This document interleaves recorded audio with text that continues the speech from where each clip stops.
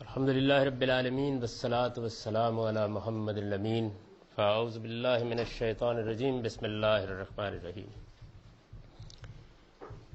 خواتین و حضرات، اس کتاب کے دین کا صحیح تصور کے زیر عنوان باب میں ہم ختم نبوت کی بحث تک پہنچ گئے تھے۔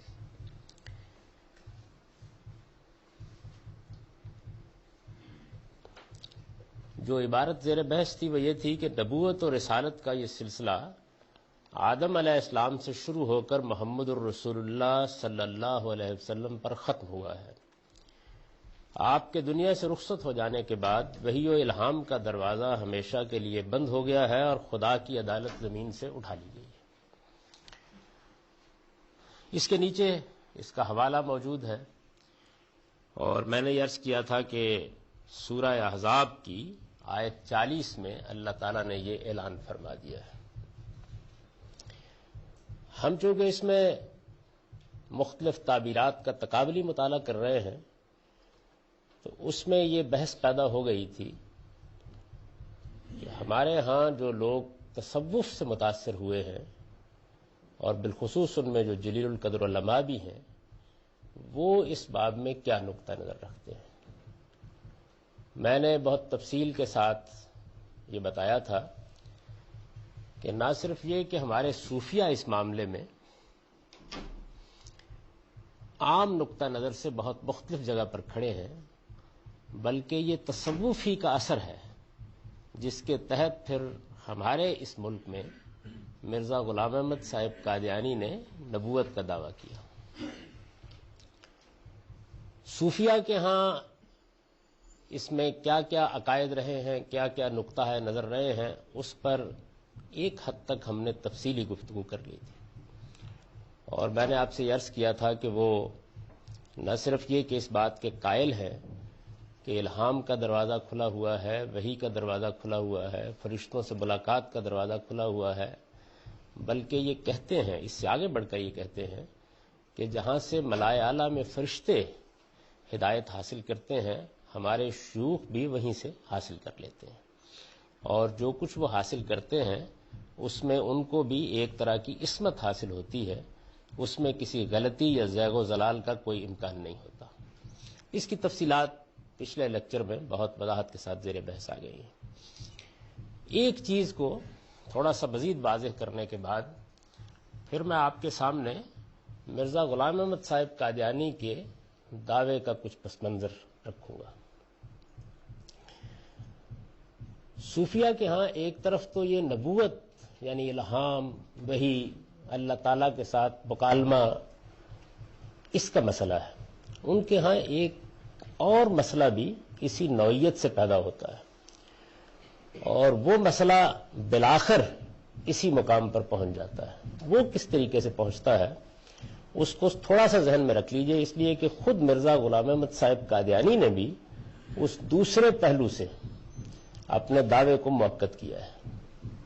وہ دوسرا پہلو وحدت الوجود کے فلسفے کا ہے۔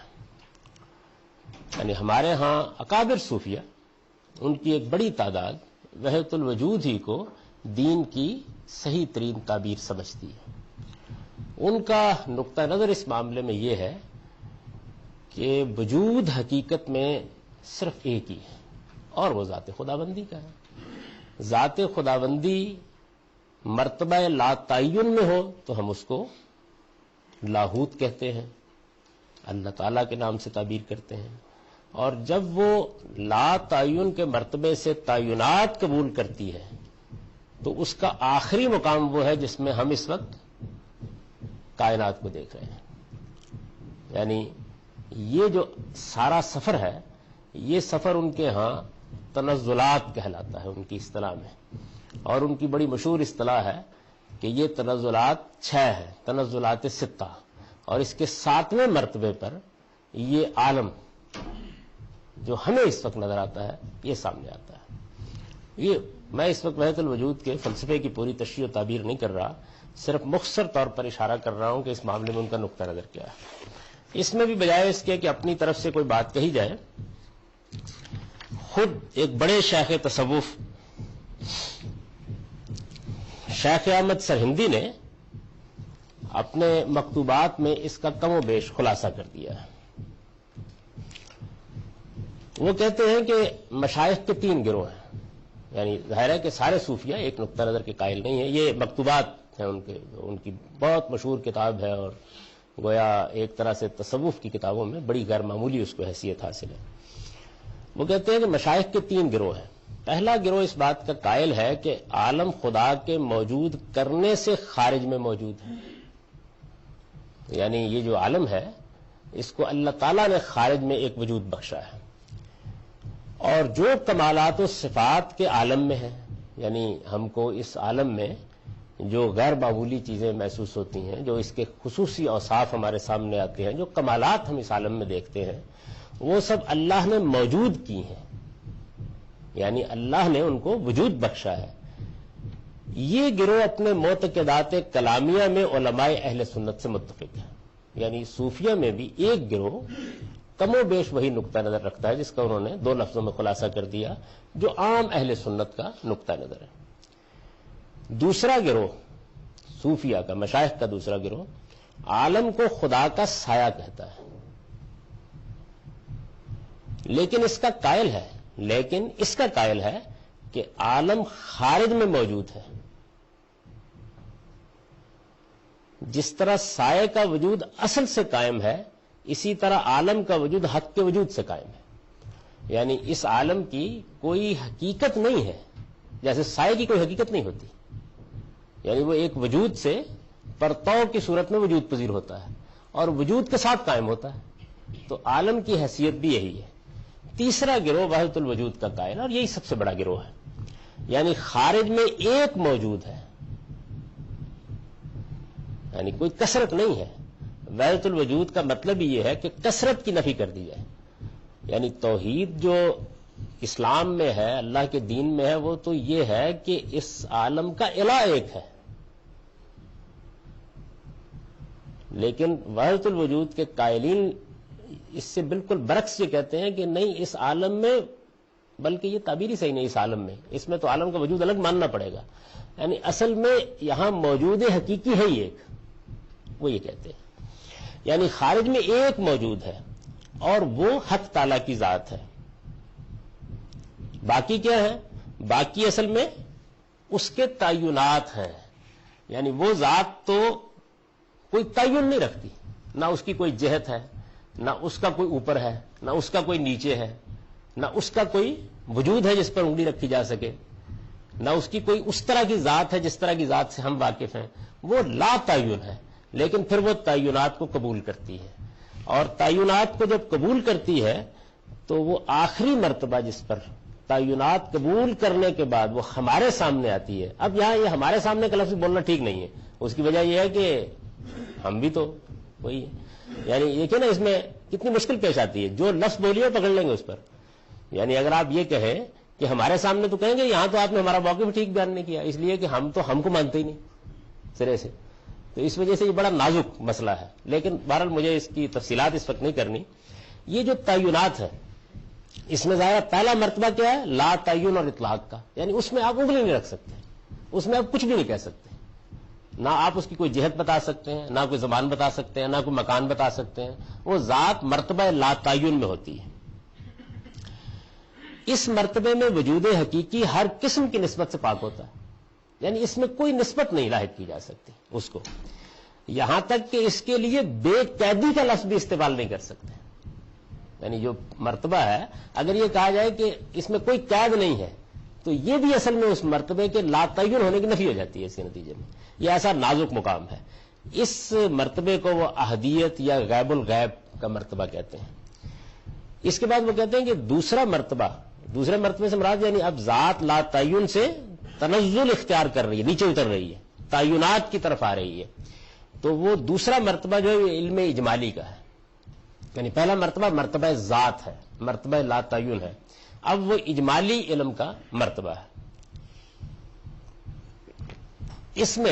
اس مرتبے میں وجود حقیقی پر تعین کا اطلاق ہوتا ہے، یعنی اب آپ اس کو تعین سے انگلی اٹھا سکتے ہیں اب اس کی طرف، اس مرتبے میں جب وہ آتی ہے۔ یہ جو مرتبہ ہے علم اجمالی کا، اس میں جب پہلا ہی قدم ذات رکھتی ہے تو اس کو صوفیہ نے ایک اور تعبیر دی ہے، وہ تعبیر ہے حقیقت محمدیہ کی۔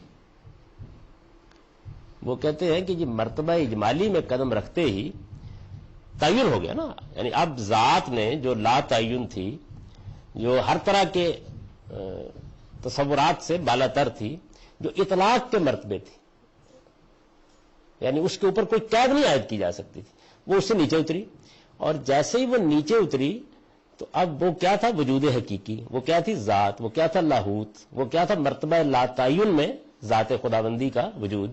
جیسے ہی وہ تنزل میں نیچے آئی تو اس کے اوپر اب تعین کا اطلاق ہوا، اس کو وہ کہتے ہیں علم اجمالی کا مرتبہ ہے، یعنی اب وہ معلوم ہو گئی ہے، علم میں آ گئی ہے، لیکن ہے اجمال میں ابھی۔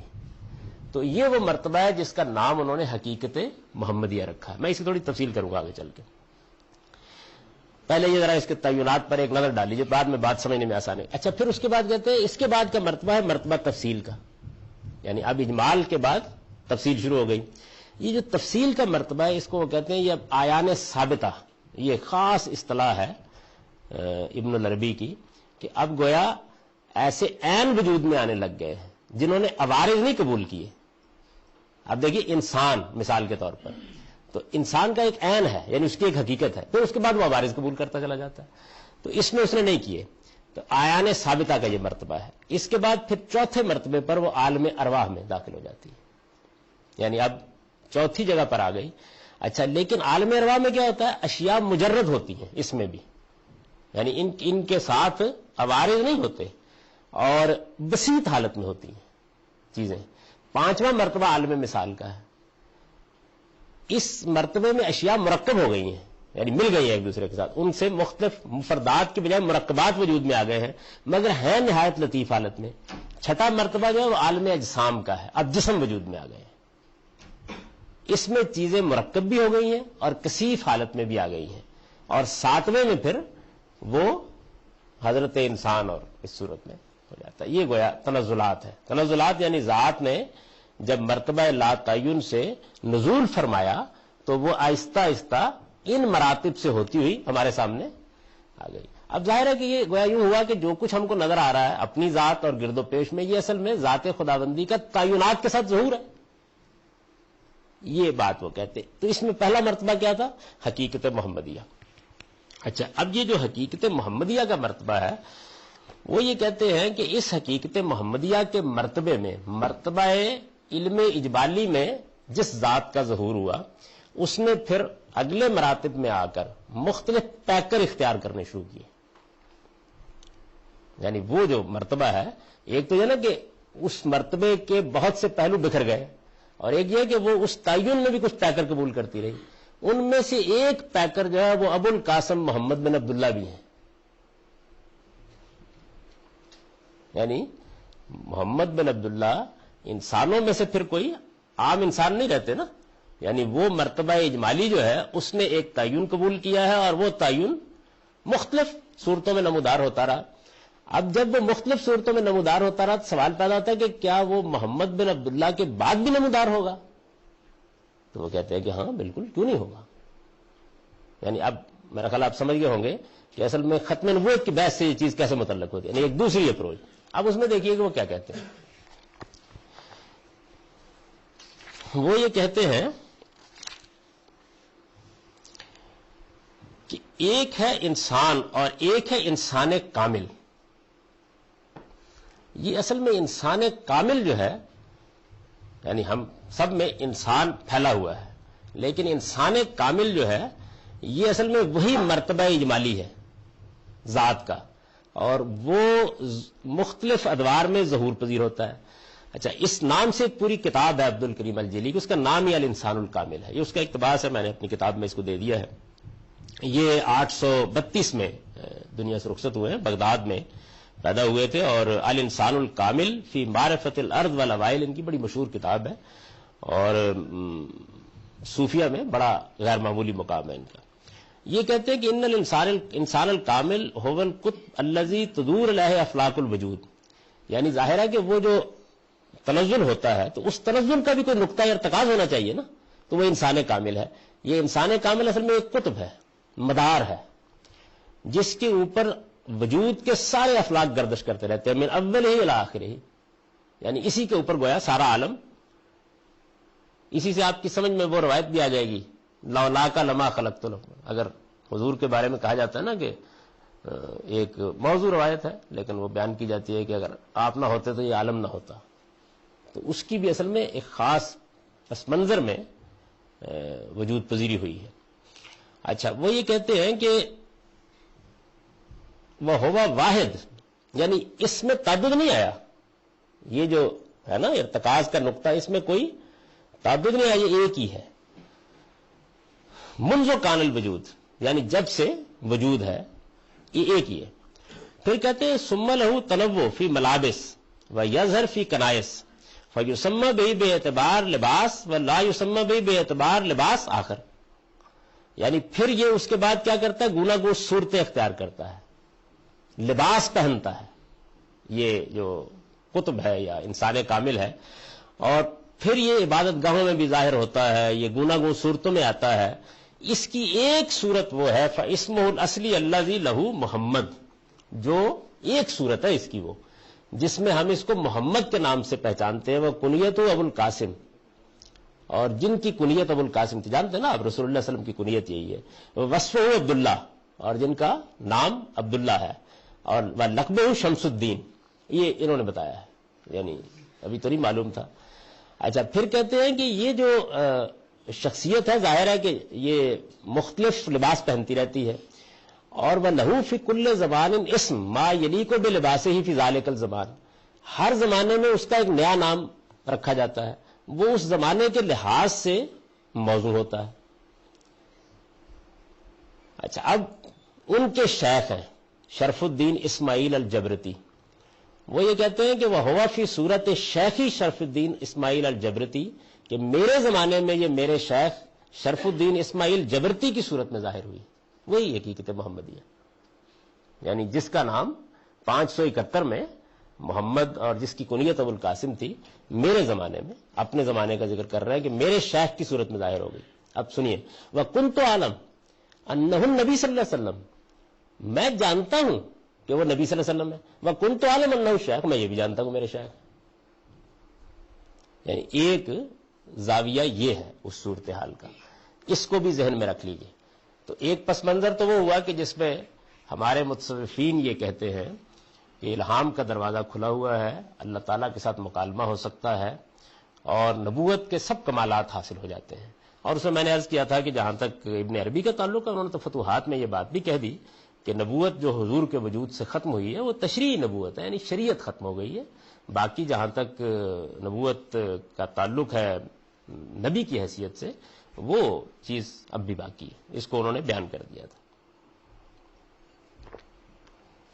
چنانچہ ہمارے موجودہ زمانے میں بھی جو تصوف سے متاثر جلیل القدر علماء ہیں، ان میں سے مثال کے طور پر مولانا محمد قاسم نانوتوی جو دیوبند کے بانی ہیں، ان کی بڑی مشہور کتاب ہے تحذیر الناس. اس میں یہ سارا علم کلام بیان ہوا ہے، اور یہ ساری بحث جو میں نے آپ کے سامنے اس کا خلاصہ رکھا ہے یہ بھی آئی ہے، اور ختم نبوت کے مسائل بھی آئے ہیں. یہ ظاہر ہے کہ ایک ایسی تحریر ہے کہ جس کے اندر گویا یہ ساری کی ساری چیز سمٹ آئی ہے. اس کی کچھ چیزیں میں آپ کے سامنے پیش کرتا، لیکن وہ زبان ایسی ہے کہ وہ بس ہم جیسے طالب علموں کی سمجھ میں آ سکتی ہے، اس کی بڑی شرح و وضاحت کرنی پڑتی. تاہم اس میں انہوں نے یہ سارا مقدمہ بیان کیا ہے. یہ جو سارا پس منظر، اس میں اب مرزا غلام احمد صاحب قادیانی دیکھیے کہ کہاں سے اپنی بات شروع کرتے ہیں.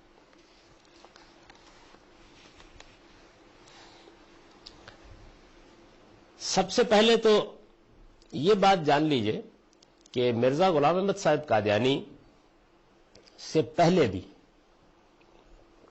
بعض لوگوں نے اس نوعیت کے دعوے کیے ہیں. تو یہ کیا وجہ ہے کہ صوفیہ کا ذکر کرنے کے بعد میں انہی کا ذکر کر رہا ہوں؟ یہ دعویٰ تو مسلمہ نے بھی کیا تھا، اسود انسی نے بھی کیا تھا، سجا نامی خاتون نے بھی کیا تھا، اور اس طرح کے 15-20 اور لوگ بھی مل جائیں گے. لیکن آپ یہ دیکھیں گے کہ اس دعوے میں اور اس دعوے میں ایک بنیادی فرق ہے جس کی طرف میں نے اشارہ کیا. یہ تصوف کے پورے سلسلے سے پھوٹا ہوا دعویٰ ہے. وہ دعوے اس طرح سامنے نہیں آئے تھے. وہ دیکھیں نا مثلا مسالمہ کے دعوے کو آپ دیکھ لیجئے کہ ایک آدمی نے دیکھا کہ اچھا یہ عرب میں ایک شخصیت پیدا ہوئی اور نبوت کا دعویٰ کیا اور عرب مفتو ہو گیا. تو اس نے کچھ لوگوں کو اپنے قبیلے کے اپنے پیچھے لگایا اور ظاہر ہے جہالت تھی گرد و پیش میں پھیلی ہوئی, بہت دور کا یہ قبیلہ تھا, تو اس نے ان کو اپنے پیچھے لگایا اور نبوت کا دعویٰ کر دیا. یعنی اس کے پیچھے کوئی فلسفہ اور اس طرح کی چیزیں نہیں تھی. رسول اللہ صلی اللہ علیہ وسلم کے زمانے میں کر دیا اور حضور کو خط لکھ دیا. یہ پہلے ملنے بھی آیا تھا, حضور کو خط لکھا کہ خدا نے زمین جو ہے وہ آدھی تمہیں دے دی ہے آدھی مجھے دے دی ہے, تو بہتر ہے کہ اس میں ایک اچھی تقسیم کر کے معاملہ چلا لیں. خدا کا پیغمبر تو خدا کا پیغمبر ہوتا ہے نا. تو آپ نے جواب دیا کہ بھائی زمین خدا کی ہے نا میری ہے نا تمہاری. یعنی یہ دنیا جو ہے یہ میرے اور تمہارے اندر کوئی تھا, تو اپنا کام کر رہے ہیں. تو اس وقت آپ نے کہا کہ خط لکھا جو جواب میں, تو اس میں آپ نے اس کو مسیلمۃ الکذاب کہا, اسی سے اس کا نام پڑ گیا. یعنی یہ ایک جھوٹ بولنے والا آدمی ہے. تو وہ اور چیز ہے, یعنی وہاں جھوٹ بولا جا رہا ہے. معلوم ہے یہ کہ ایک آدمی دنیاوی اثر و رسوخ سے حضور کی کامیابیوں سے متاثر ہو کے یہ بات کر رہا ہے. یہاں پورا پس منظر ہے اس کا. یہ بات کہ مرزا صاحب تصوف کے پس منظر سے تعلق رکھتے تھے, یہ تو آپ ان کی زندگی سیرت المہدی کے نام سے ان کی سیرت ان کے ہاں سے چھپی ہوئی موجود ہے, اس سے بالکل واضح ہو جاتا ہے, اس میں کوئی شبہ نہیں رہتا. لیکن یہ کیسے معاملہ بڑھا؟ ایک بزرگ ہیں حکیم نور الدین صاحب. حکیم نور الدین صاحب مرزا غلام احمد صاحب قادیانی کے پہلے خلیفہ ہوئے. یعنی یہ وہ بزرگ ہیں کہ جن کے معاملے میں خلافت کا کوئی جھگڑا نہیں پیدا ہوا, سب کا اتفاق تھا, بزرگ ترین لوگوں میں سے. 1885 میں ان کے ساتھ مرزا صاحب کی خط و کتابت شروع ہوئی. اس وقت تک ابھی صوفیانہ مکاشفات, الہامات اور اس طرح کی چیزوں ہی کا ظہور ہو رہا تھا. اور مرزا صاحب اپنے آپ کو مجدد کہتے تھے, اور یہ کہتے تھے کہ یہ جو حدیثوں میں آیا ہے کہ ہر صدی میں ایک دین کی تجدید کرنے والا اللہ کی طرف سے بھیجا جاتا ہے, تو میں وہ ہوں. اس طرح کی بات کرتے تھے, اس سے زیادہ کوئی بات نہیں تھی. بہت سے وہ مناظرے کر رہے تھے, ان کی شہرت بھی پھیل رہی تھی, بہت سے لوگ ان کی تحریروں سے بھی متاثر تھے, اپنے زمانے کے لحاظ سے اچھا لکھنے والے تھے. اب جو مرزا صاحب کے مکاتیب چھپے ہیں ان میں پہلا خط حکیم نور الدین صاحب کے نام 8 مارچ 1885 کا. آپ دیکھیں گے میں یہ کیوں سنا رہا ہوں آپ کو, آگے واضح ہو جائے گا. اچھا, یہ خط و کتابت پھر جاری ہے, اور اس خط و کتابت میں ایک موقع وہ آتا ہے کہ جس میں مرزا صاحب یہ بتاتے ہیں کہ اب میں جس نوعیت کی باتیں کر رہا ہوں تو اس میں کچھ لوگ دبی زبان سے مجھے کافر کہنے لگ گئے ہیں, اور اس میں یہ اظہار کرتے ہیں کہ مجھے لگتا ہے کہ جب اب لوگ مجھے کافر کہنے لگ گئے ہیں تو اللہ تعالیٰ میرے ذریعے سے کسی بڑے امر کو ظاہر کرنا چاہتا ہے. یعنی یہ اس وقت کی بات. اس طرح کی باتیں صوفیہ بہت کرتے ہیں, اور اس کو بھی متصوفانہ باتوں ہی کے ذیل میں رکھا جا سکتا ہے. اس کے بعد پھر 1890 میں مرزا صاحب نے یہ بیان کرنا شروع کیا کہ یہ جو قرآن کی آیت ہے هو الذی ارسل رسولہ بالہدی والدین الحق لیظہرہ علی الدین کلہ, یہ آیت بڑے مسائل پیدا کرتی رہی ہے ہمیشہ. تو یہ جو آیت ہے قرآن مجید کی, اس میں یہ خبر دی گئی ہے کہ رسول اللہ صلی اللہ علیہ وسلم کے ذریعے سے تمام دنیا کے ادیان پر, جیسے کہ عام طور پر لوگ سمجھتے ہیں, جیسے کہ سید صاحب نے بھی, سید مودودی صاحب نے بھی اس کو سمجھا, اسلام کا غلبہ ہوگا. تو یہ جو غلبہ ہے یہ مسیح کے ذریعے سے ظہور پذیر ہوگا. یعنی ایک طرف یہ آیت ہے اور دوسری جانب کچھ حدیثیں ہیں کہ آخری زمانے میں مسیح آئیں گے, آسمان سے اتریں گے, اور یہ عیسیٰ ابن مریم ہی ہے جن کا نزول ہوگا, اور پھر مہدی کے بارے میں بھی کچھ روایتیں ہیں.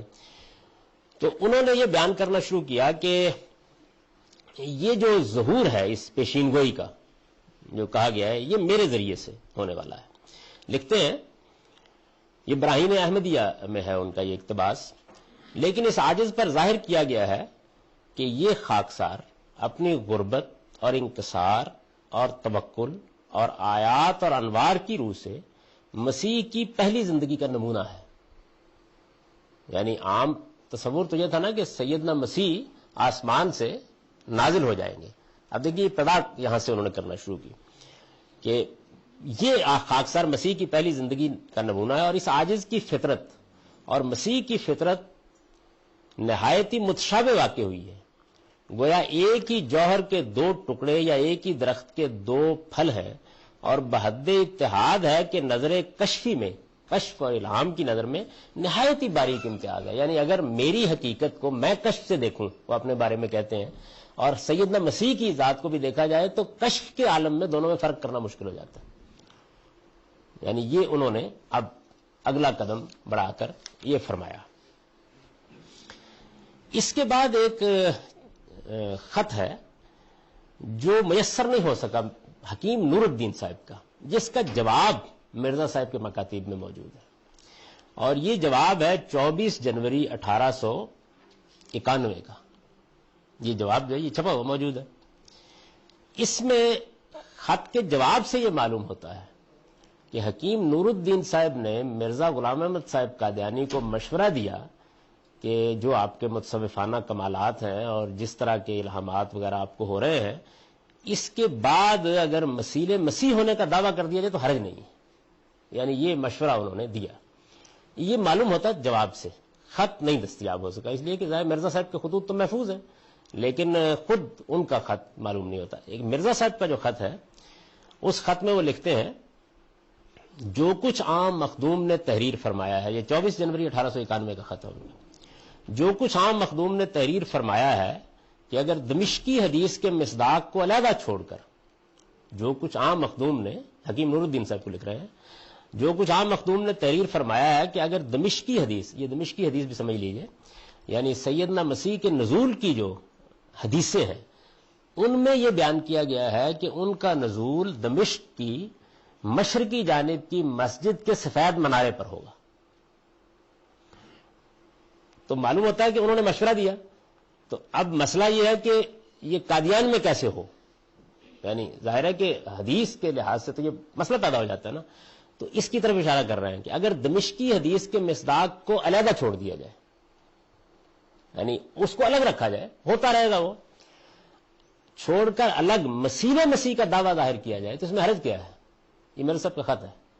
یعنی اگر دعویٰ مسیح کا کر دیا جائے، اگر تو وہ کیا گیا تو اس میں جو مسائل ہیں ظاہر زیر بحث آئے ہوں گے نا باہمی خط و کتابت میں، ان کو کہتے ہیں اگر الگ کر کے یہ آپ نے فرمایا ہے، یعنی یہ وہ کہتے ہیں کہ آپ نے مجھے مشورہ دیا ہے، آپ نے یہ کہا ہے کہ دمشقی حدیث کے مصداق کو الگ چھوڑ کر مسیح کا دعویٰ ظاہر کیا جائے تو اس میں کیا حرج ہے؟ یہ مرزا صاحب نے ان کے خط نقل کیا ہے، یعنی اس کو پہلے نقل کیا ہے، پھر اس کے بعد آگے لکھتے ہیں در حقیقت ابھی صورتحال یہ ہے، در حقیقت اس عاجز کو، یعنی انہوں نے مشورہ دیا کہ آپ یہ دعویٰ تو نہیں کر سکتے کہ مسیح نازل ہو گیا آسمان سے، تو مسیح جیسا ہونے کا دعویٰ کرنے میں کیا حرج ہے؟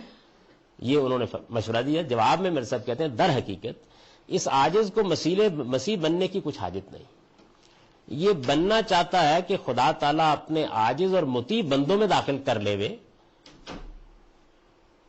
یعنی بڑا اچھا جواب ہے، یہ بننا چاہتا ہے کہ یعنی میں مسیح بننا کیا، میں تو یہ بننا چاہتا ہوں کہ مجھے اللہ تعالیٰ اپنے عاجز اور مطیع بندوں میں شمار کر لے، لیکن ہم ابتلا سے کسی طرح بھاگ نہیں سکتے، یعنی خدا کی آزمائش سے فرار نہیں ہو سکتے۔ خدا تعالیٰ نے ترقیات کا ذریعہ صرف ابتلا کو رکھا ہے، جیسا کہ وہ فرماتا ہے حسب الناس ان یترکوا یقولوا آمنا وهم لا یفتنون، کیا لوگوں نے گمان کر رکھا ہے کہ وہ ایمان کا دعویٰ کر کے رہ جائیں گے اور آزمائے نہیں جائیں گے؟ میرے سامنے بات یہاں ختم کر دی، یعنی یہ بات کہہ کے انہوں نے اس خط پر مزید کوئی تبصرہ نہیں کیا۔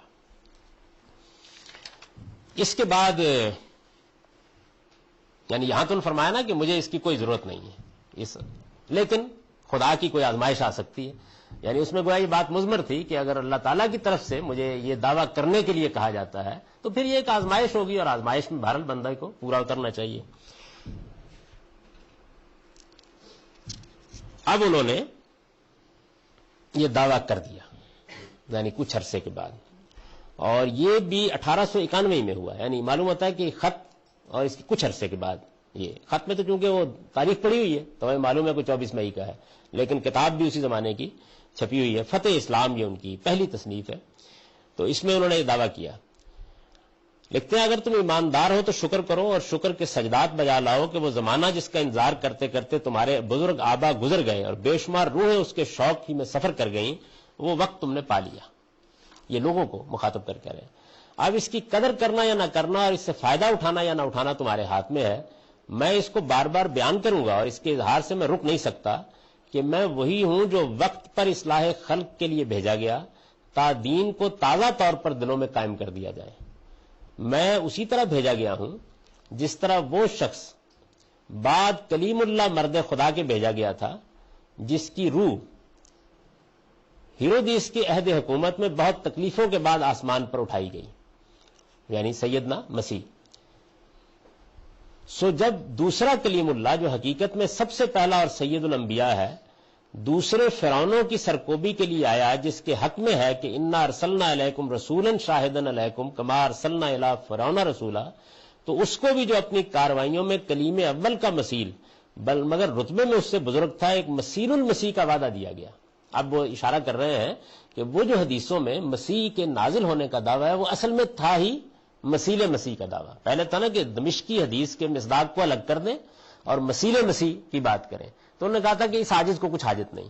اب وہ کہتے ہیں کہ وہ اصل میں وہ تھا ہی مسیل مسیح کا دعویٰ، اور وہ مسیل المسیح قوت اور طبع اور خاصیت مسیح ابن مریم کی پا کر اسی زمانے کے مانند اور اسی مدت کے قریب قریب جو کلیم اول کے زمانے سے مسیح ابن مریم کے زمانے تک تھی، یعنی 14ویں صدی میں آسمان سے اترنا، اور وہ اترنا روحانی طور پر ہوا۔ وہ ہوتا نا کہ اترے گا، تو انہوں نے کہا کہ وہ اترنا جو تھا وہ بھی روحانی طور پر ہونا تھا، لہذا وہ ہو گیا۔ اور سب باتوں میں اسی زمانے کے ہم شکل زمانے میں اترا جو مسیح ابن مریم کے اترنے کا زمانہ تھا، تا سمجھنے والوں کے لیے نشان ہو۔ یعنی یہ گویا انہوں نے اب اگلا قدم اس کے بعد رکھ دیا۔ اس میں مزید وضاحت کرتے ہیں، مسلمانوں اور عیسائیوں کا کسی قدر اختلاف کے ساتھ یہ خیال ہے کہ حضرت مسیح ابن مریم اسی عنصری وجود سے آسمان کی طرف اٹھائے گئے ہیں اور پھر وہ کسی زمانے میں آسمان سے اتریں گے۔ میں اس خیال کا غلط ہونا اپنے اسی رسالے میں لکھ چکا ہوں جس کا یہ اقتباس ہے کہ اس نزول سے مراد، یعنی اب انہوں نے بات واضح کرنا شروع کر دی، در حقیقت مسیح ابن مریم کا نزول نہیں بلکہ استعارے کے طور پر ایک مسیل مسیح یعنی مسیح جیسے کے آنے کی خبر دی گئی ہے، جس کا مصداق حسب اعلام و الہام الہی یہی عاجز ہے۔ یعنی اب انہوں نے یہ بات کی۔ اس کے بعد ظاہر ہے کہ وہ صورتحال تھی نا کہ دمشق کے منارے پر جس مسیح موعود نے اترنا ہے اس کو الگ کر دیا جائے، یعنی اس کو نہ چھیڑا جائے، اور ایک مسیل مسیح ہونے کا۔ اب انہوں نے جب یہ کہا کہ نہیں وہ اس سے مراد بھی یہی تھا، تو اب ظاہر ہے کہ یہ مسئلہ پیدا ہوا کہ پھر حدیثوں کے اندر جو باتیں کہی گئی ہیں ان کی کیا تشریح ہوگی۔ یعنی مسیح کے نزول کو تو کہہ دیا گیا کہ اس سے مراد ابن مریم یا مسیح ابن مریم کا دوبارہ نزول نہیں بلکہ ان کی صفات کی حامل ایک شخصیت کا پیدا ہونا ہے۔ تو پہلی بات تو استعارے کے رنگ میں ہو گئی۔ اب اس کے بعد یہ تھا کہ انہوں نے پھر حکیم نور الدین صاحب نے متوجہ کیا کہ یہ جو آپ نے معاملہ آگے کر دیا ہے، یعنی پہلے تو نا دمشقی حدیث کے مصداق کو الگ رکھا جائے، تو اب جب آپ نے اس کو ایک کر دیا ہے تو یہ ایک کرنے سے جو پیچیدگی پیدا ہو جائے گی کہ دمشق کے منارے میں آنا ہے نا، تو دمشق کا کیا مسئلہ ہوگا؟ دمشق تو شہر ہے نا ایک شام کا، تو اس کو کیا کریں گے؟ اچھا، اب اس کے بعد مرزا صاحب اضالہ حام اپنی کتاب میں لکھتے ہیں کہ یہ عاجز بھی اس بات کی تفتیش کی طرف متوجہ نہیں ہوا کہ وہ معنی کیا ہے کہ اسی اسنا میں، یعنی کہتے ہیں کہ مجھے توجہ نہیں ہوئی تھی، میں نے یہ بات تو کہہ دی لیکن مجھے یہ توجہ نہیں ہوئی تھی ابھی کہ یہ دمشق کا کیا بنے گا۔ تو یہ عاجز ابھی اس جانب متوجہ نہیں ہوا تھا کہ اسی اسنا میں میرے ایک دوست اور محب مولوی حکیم نور الدین صاحب اس جگہ قادیان میں تشریف لائے۔ پہلے تو خط لکھا تھا انہوں نے، اب وہ تشریف لائے اور انہوں نے اس بات کے لیے درخواست کی کہ جو مسلم کی حدیث میں لفظ دمشق اور نیز اور چند ایسے مجمل الفاظ ہیں ان کے انکشاف کے لیے جناب الہی میں توجہ کی جائے۔ یعنی اب جب کہ آپ نے کہا ہے کہ آپ مسیح مسیح ہیں تو پھر آپ ذرا متوجہ ہو اللہ تعالیٰ کی طرف کہ یہ بھی بتایا جائے کہ یہ کیا ہے صورت۔ کہتے ہیں چونکہ ان دنوں میری طبیعت علیل اور دماغ ناقابل جدوجہد تھا، اس لیے میں ان تمام مقاصد کی طرف توجہ کرنے سے مجبور رہا۔ صرف تھوڑی سی توجہ کرنے سے ایک لفظ کی تشریح یعنی دمشق کے لفظ کی حقیقت میرے اوپر کھل گئی. یعنی انہوں نے کہا کہ میں چونکہ بیمار تھا, طبیعت اچھی نہیں تھی, تو اس لیے میں پوری طرح تو اس حدیث کے بارے میں جناب الہی میں متوجہ نہیں ہو سکا, لیکن ایک بات ان دنوں ان کے توجہ دلانے پر جب میں نے توجہ کی تو کھل گئی. وہ کیا کھلی؟ بس واضح ہو کہ دمشق کے لفظ کی تعویل میں میرے اوپر من جانب اللہ یہ ظاہر کیا گیا ہے کہ اس جگہ ایسے قصبے کا نام دمشق رکھا گیا ہے. یعنی اس روایت میں چونکہ مسیح کو نہیں نازل ہونا, مسیح مسیح کو آنا ہے, تو جو دمشق میں کہا گیا ہے تو اصل میں اس سے مراد شام کا دارالحکومت دمشق نہیں ہے, بلکہ ایک ایسے قصبے کا نام استعارے کے طور پر دمشق رکھا گیا ہے جس میں ایسے لوگ رہتے ہوں جو یزیدی و طبع اور یزید پلید کی عادات و خیالات کے پیرو ہیں. کیونکہ دمشق میں یزید کی حکومت قائم ہوئی تھی, جن کے دلوں میں اللہ اور رسول کی کچھ محبت اور احکام الہی کی کچھ عظمت نہیں, جنہوں نے اپنی خواہشوں کو اپنا معمول بنا رکھا ہے اور اپنے نفس امارہ کے حکموں کے ایسے مطیع ہیں کہ مقدسوں اور پاکوں کا خون بھی ان کی نظر میں سہل اور آسان ہے, اور آخرت پر ایمان نہیں رکھتے, اور خدا تعالیٰ کا موجود ہونا ان کی نگاہ میں ایک پیچیدہ مسئلہ ہے جو انہیں سمجھ میں نہیں آتا. اور کیونکہ طبیب کو بیماروں کی طرف آنا چاہیے, اس لیے ضرور تھا کہ مسیح ایسے ہی لوگوں میں نازل ہو. پس مسیح کا دمشق میں اترنا صاف دلالت کرتا ہے کہ کوئی مسیح جو حسین سے بھی, حسین وہ مقابلہ ہوا نا یزید کا, بوجہ مشابہت ان دونوں بزرگوں کی مماثلت رکھتا ہے. یزیدیوں کی تنبیہ اور ملزم کرنے کے لیے جو مسیل یہود ہیں اترے. دمشق کا لفظ محض استعارے کے طور پر استعمال کیا گیا ہے. تب اس نے مجھ سے کہا کہ یہ لوگ یزیدی تبع ہیں, اور یہ قصبہ قادیان, یعنی وہ الہام کرنے والے حاطف نے, اور یہ قصبہ قادیان دمشق کے مشابہ ہے. یعنی یہ مسئلہ انہوں نے اس طرح حل کیا کہ اصل میں دمشق جو ہے اس سے مراد شام کا دمشق نہیں ہے, بلکہ اس سے مراد ایک ایسا قصبہ ہے جس میں یزیدی طبیعت کے لوگ پائے جاتے ہیں, اور وہ یہ قادیان ہے. ایک مسئلہ اس طرح حل ہوا. اس کے بعد ایک اگلا مسئلہ ان روایتوں میں تھا. وہ مسئلہ یہ تھا کہ مسیح کے نزول کی روایتوں میں یہ بیان ہوا ہے کہ وہ دمشق کی مشرقی جانب جب ایک مشرقی جانب کی مسجد کے سفید منارے پر اتریں گے تو انہوں نے 2 زرد چادریں اوڑھی ہوئی ہوں گی. اب 2 زرد چادریں اگلا مسئلہ ہے, اس کا جواب انہوں نے دیا ہے, اور یہ جواب جو ہے یہ بھی ایک خطبہ الہامیہ ہے ان کا. اس میں منارت المسیح کے لیے چندہ بھی مانگا گیا تھا, اس میں انہوں نے دیا. کہتے ہیں کہ میں ایک دائم المرض آدمی ہوں, اور وہ 2 زرد چادریں جن کے بارے میں حدیثوں میں ذکر ہے کہ ان میں مسیح نازل ہوگا, وہ زرد چادریں میرے شامل حال ہیں. یعنی وہ میری حالت میں موجود ہیں, اگرچہ میں پہن کے نہیں آیا ان کو, جن کی تعبیر علم الرؤیا کی روح سے, خوابوں کا علم جو ہے کی روح سے 2 بیماریاں ہیں. یہ تعبیروں کی کتابیں آپ دیکھیں نا تو اس میں چادر اوڑے ہوئے تو اس کو بیماری سے تعبیر کیا جاتا ہے, تو انہوں نے اس سے اس کو سمجھا. 2 بیماریاں ہیں. سو ایک چادر میرے اوپر کے حصے میں ہے, وہ کیا ہے, مجھے ہمیشہ سر درد اور دوران سر اور کمی خواب اور تشنج دل کی بیماری دورے کے ساتھ آتی رہتی ہے. یعنی ایک زرد چادر جو ہے وہ یہ ہے.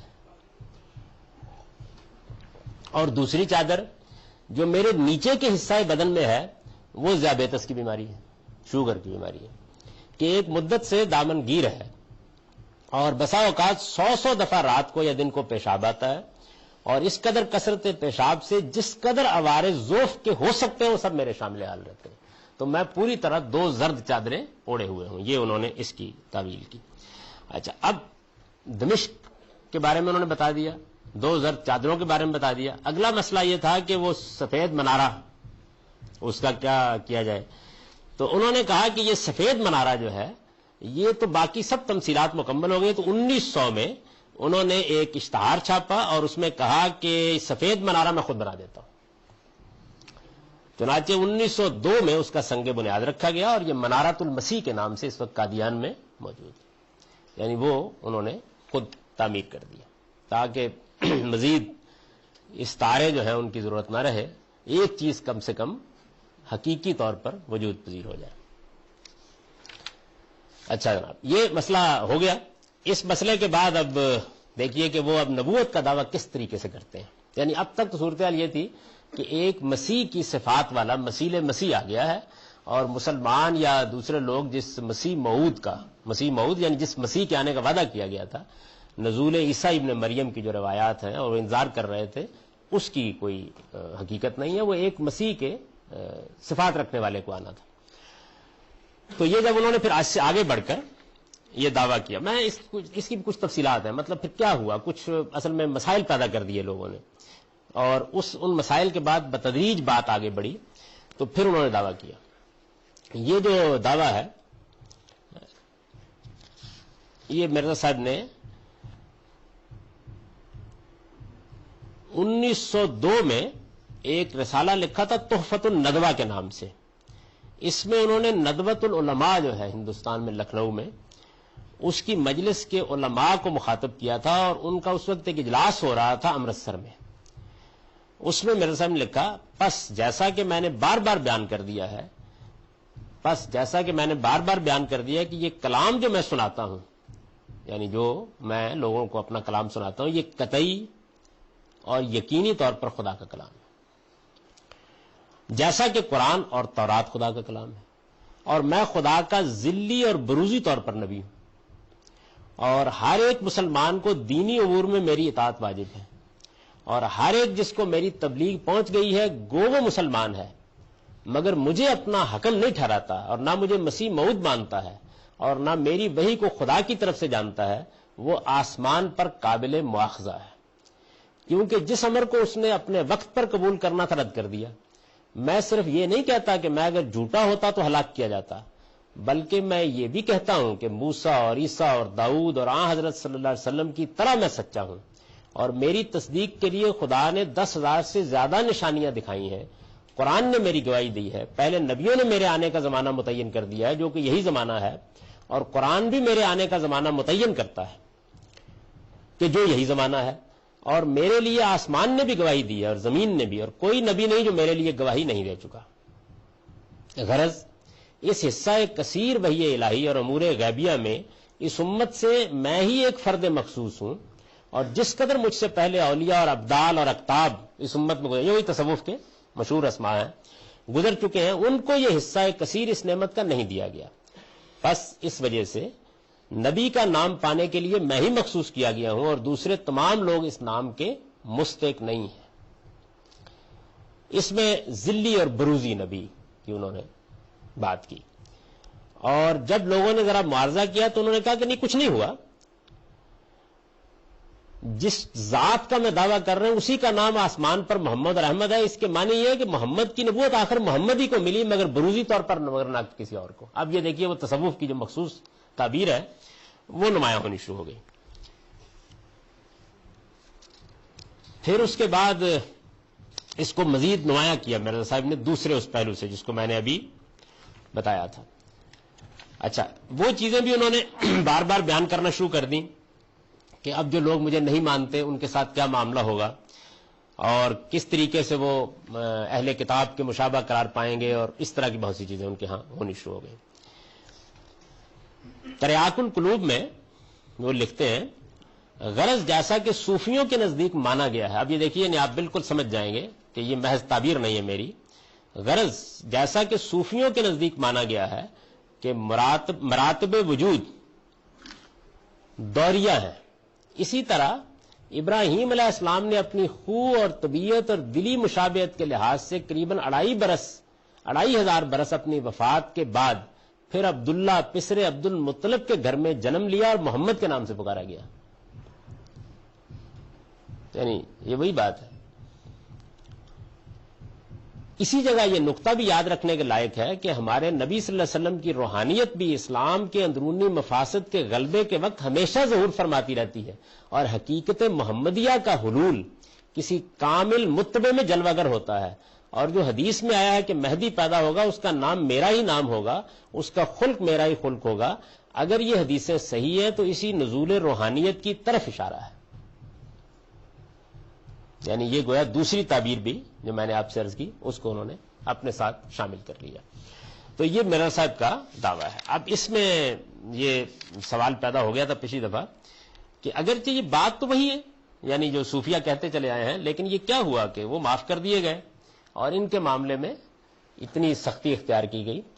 تو اس کی وجہ اس کے سوا کچھ نہیں ہے کہ جیسے جیسے بات بڑھتی چلی گئی تو ایک تو صوفیہ اپنی اس طرح کی سب باتوں کو عوام میں نہیں بیان کرتے، یعنی وہ اس کو خواص تک محدود رکھتے ہیں، بلکہ انہوں نے تو اس معاملے میں بڑی حکمت سے کام لیا کہ درجات مقرر کر دی. انہوں نے کہا کہ ایک دین عوام کے لیے ہے وہ وہی ٹھیک ہے، ایک خواص کا دین ہے، پھر ایک اخص الخواص کا دین ہے. تو عام طور پر وہ اخص الخواص ہی کے لیے اس طرح کی چیزوں کو بیان کرتے تھے، یعنی اس کی عمومی دعوت نہیں دیتے تھے. ان کے ہاں جب ان الحق کا نعرہ منصور نے لگایا تو منصور کے نعرہ لگانے کو انہوں نے غلط قرار دیا. اور غلط کس پہلو سے قرار دیا؟ اس پہلو نہیں کہ نعرہ غلط ہے، اس پہلو سے غلط قرار دیا کہ یہ اصل میں سر حق تھا، حق کا بھید تھا جو اس نے سر عام افشا کر دیا ہے. یہ اس کو ایسا نہیں کرنا چاہیے تھا. چنانچہ وہ ان کے ساتھ ویسی عقیدت رکھتے ہیں. شیخ حجویری کی کتاب جو کشف المحجوب، اس میں منصور کا ذکر آپ جب پڑھیں تو بڑی عقیدت کے ساتھ وہ اس کا ذکر کرتے ہیں اس معاملے میں، یعنی صرف اتنا انہوں نے گناہ کر دیا.